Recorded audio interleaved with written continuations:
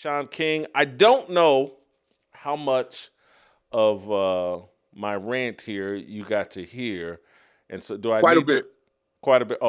So maybe I Quite a don't bit. need to restate it. Do you know where you want to hop in, or push back? Maybe agree. Do you know where you want to start? I think the visual representation, Public Enemy number one, and police bars for Shedeur and Coach Deion is extremely unfair, Jason.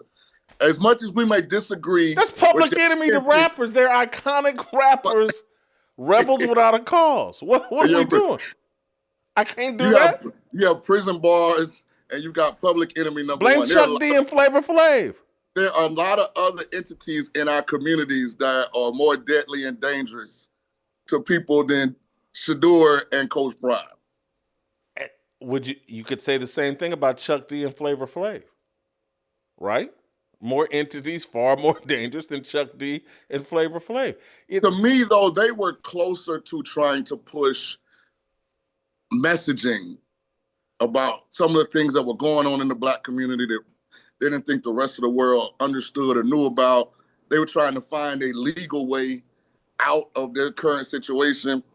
It's a little different, Jay. It's a little different. I'm analogizing Deion and But you're Shedeur analogizing with to Public Chuck Enemy D number and one Flavor Flav. with a sniper scope with a target on it with jail cell bars. It's a little extreme. Oh. Yes, it's a little extreme. It's an analogy about an iconic rap cover album. The visual representation is a little extreme. So that's where you wanted to start. All right. Well, that's the first thing I saw when I came on. Because I rock with you because you're one of the few people that look like me that's not afraid to give your own opinion and stand in what you believe in, even if it goes against the grain. And I think a lot of people agree with you, just they're afraid to be isolated or not accepted in their current circle. But this was a bridge that it's a bridge that we probably shouldn't cross. The representation of this, to me, is not realistically connected to these two young men. Hold for once. You're telling me that Deion and Shedeur don't represent hip hop culture? They're not the face of it. In the sports world, you're telling me these guys they're not reflective. When Deion's got every rapper come on the Colorado sideline performing in the locker room after games, you telling me Deion calls himself Coach Prime, who popularized grown men calling themselves nicknames more than hip hop did. But what they did, Jason, was they took the most powerful entity in America and utilized it to market themselves. If we're being honest, the Black rap hip hop culture has permeated every part of America. I mean, go on TikTok. It's white moms with young white daughters doing the dances. And, I don't even know if athletes are who this generation of young Americans idolize. They idolize the Drewskis, the Casanats, the Ice Speed. So all they did was looked at what the algorithm says works. And we're going to use this to build post Deion playing career brand, and it's focused on that energy. But they didn't create it. They just took what was working and said, we're going to use it to bring some more money into the Sanders family. So that's why I try not to target them as like they're the reason that Jackson Dart is wearing diamond necklaces or that JJ McCarthy is doing the dance as he runs. It's not. It's rap. Hip hop took over. They had like a 10, 15-year stretch where they kind of raised a whole decade of Americans.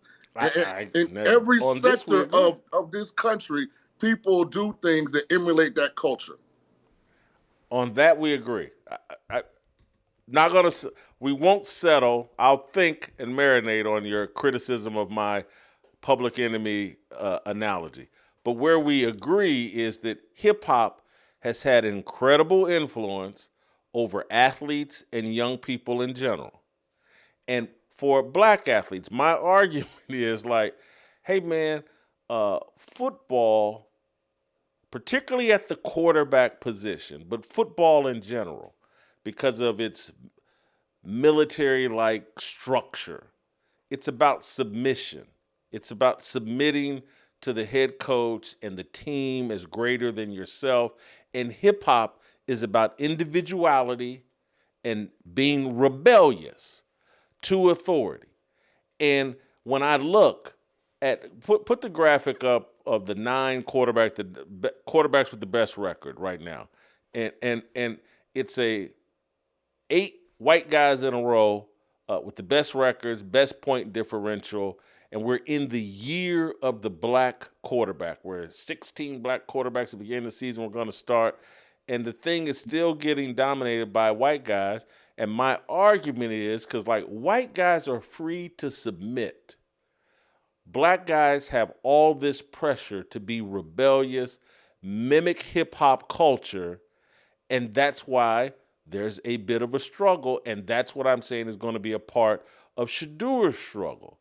He had no interest in submitting to Kevin Stefanski, and the whole argument has been Kevin Stefanski hates him. There's been no discussion like, I wonder if Shedeur will get on board with what Kevin Stefanski wants to do, and it wouldn't surprise me because he exists in a world where there's all this pressure on young black athletes to bring that hip-hop mentality into football. I would say the evaluations are unequal. Jackson Dart is applauded for having swag. Not by me. But by most of the sports media. He's applauded for being cool, wearing diamond chains. Lamar Jackson's criticized for having a grill. But what's really happened is, if you go back to my draft class in 99, and listen, there were some icons that came before me. Your Doug Williams, your Randall Cunningham, your Shaq Harris, your Warren Moon. But they were isolated elite talents. The league really was infiltrated with black quarterbacks in 99. Me, Donovan McNabb, Achilles Smith, Dante Culpepper, Aaron Brooks, Michael Bishop, we all came into the league at the same time. We had to submit or you wouldn't play. So we couldn't have our own personality. And then what happened was the college game started producing one type of quarterback. So the NFL didn't change because they wanted to. They changed because they had to. Because the type of quarterback that was available to come into the league wasn't the Elvis Gerbach type. It wasn't the Peyton Manning type. The college just says, find me those guys in college right now on a Saturday. They don't exist. So then you had this next group that came in. They were a little more confident. Your Lamar Jackson, that era. You start to see some of their white counterparts, your Baker Mayfields, that were taking on this hip-hop culture. But they only didn't submit after extreme success. What's happened with this current batch is because of NIL, because of branding, because of their prominence, they're not submitting before they even do anything. And that would be my messaging, is that it's not about submitting, it's about playing the game. The hardest position in all of sports is quarterback. I don't care if you're black, white, Hispanic, Mexican, Indian. There's not a harder position to play. You can't be braggadocious and outspoken and rebellious before you have success, because there's no sustainability in that approach. And I know you're speaking about Shedeur, and I've been, outspoken about how I wish he would underpromise and overdeliver. And if you look at his arc, and I'm saying this not to attack Shedeur, I'm saying this for all the young quarterbacks coming up. He self-appointed himself legendary. Legendary means I don't need help. I don't need a group around me to help me be successful. You put me in your organization and we're going to win. To being the third string quarterback during the year who did an interview and said, when I look around the league, I'm better than what I see, to now asking for patience and grace. So just to the guys coming behind him, it's not a right or wrong. It's a sustainability thing.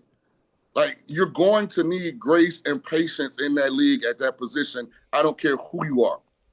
So to take the approach he did, I thought was short-sighted. I think he's learned a lot through his experiences, and I hope the guys coming behind him acknowledge that that's not the path I want to emulate. I'd rather be Cam Ward, humble, trying to do the right things, so I get some grace and I get some patience.